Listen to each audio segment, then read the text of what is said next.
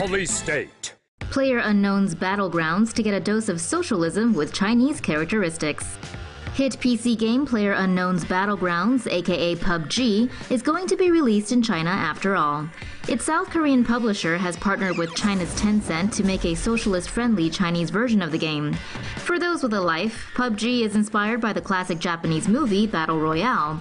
The online game sees 100 players parachute onto an island and eliminate each other Hunger Games style. Reportedly, the Chinese version will promote pro-socialist messaging. But how do you do that in a game that's all about the individual eliminating the competition to win, aka free market capitalism? You add in some socialism with Chinese characteristics, aka Marxism-Leninism, aka the Chinese Communist Party, aka one-party dictatorship. So in place of 100 China-based gamers butchering each other, we will see instead them working together to build a socialist utopia? Who knows, but if we do, this guy is probably watching and maybe even playing with glee. The People's Republic. World's hottest PC game to get locked out of China. PlayerUnknown's Battlegrounds may be a smash hit everywhere in the world, but leave it to China to take aim at the survival video game's violent content. Gameplay in Battlegrounds is Hunger Games style. It starts with players parachuting into a desert island, scavenging for all sorts of weapons, and then fighting each other to the death.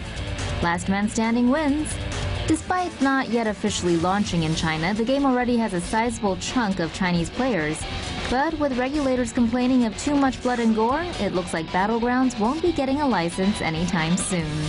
If it does, expect it to be heavily cut and censored to fit socialist core values and traditional Chinese culture. Fun.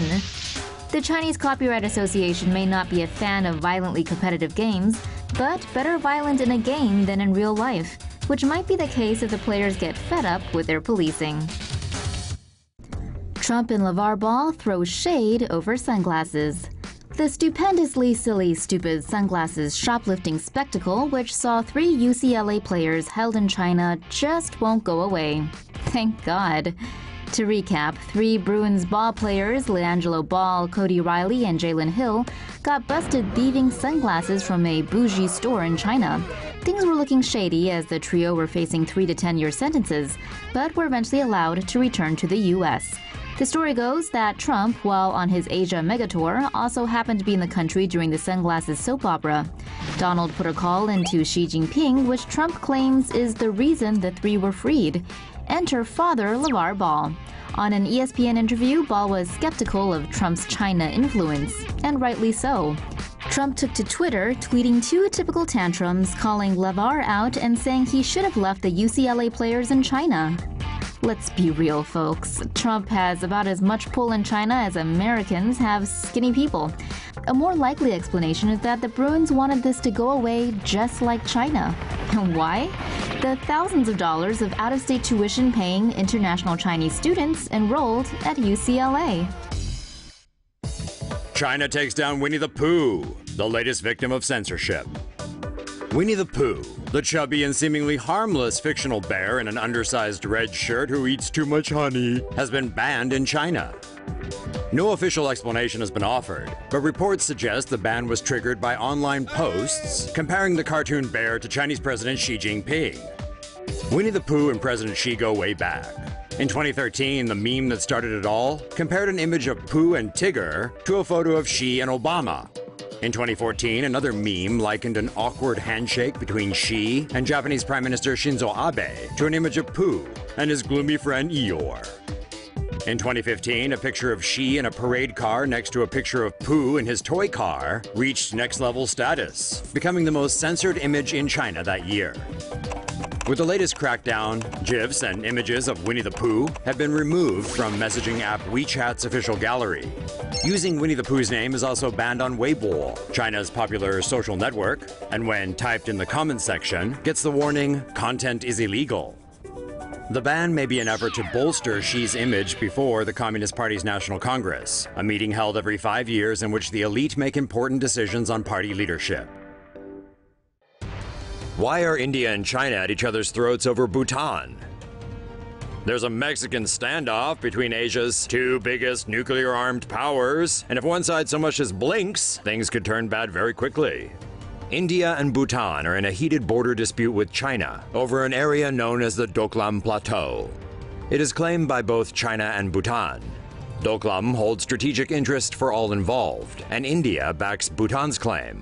Tension over the disputed region has always existed, but the situation escalated in June when the Chinese military began construction work on a road extension into the area.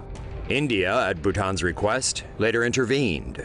They sent soldiers and a wrecking crew to stop Chinese construction. All sides have been at a deadlock ever since. China cites a historical claim to the area from an agreement with the British Empire in 1890. However, Bhutan and India say the claim doesn't hold merit. Doklam is near India's Siliguri corridor, which is a narrow 12-mile wide area that connects the country to its northeastern regions. In the event of a conflict with India, completion of the Chinese road in Doklam would allow China to quickly mobilize troops there and potentially sever it from neighboring areas. Completion of the road would present China with other economic and strategic advantages over India in Asia, something the latter is wary of and aims to avoid. Chinese skywalk looks like it's cracking when you walk on it. There's a lot of useless stuff in China. Here's one more. People with way too much time on their hands designed a glass skywalk on a mountain that pretends to crack while you're walking on it. Naturally, it scares the chicken chow mein out of the Chinese people that walk across. The skywalk hangs 1,180 meters up on the eastern face of the Taihang Mountain. It uses video screens and even adds sounds of breaking glass to make people think they're done for. Unfortunately, overreactors don't actually fall to their deaths. What a great idea, adding a cheap Chinese amusement park type thrill to a mountain hike.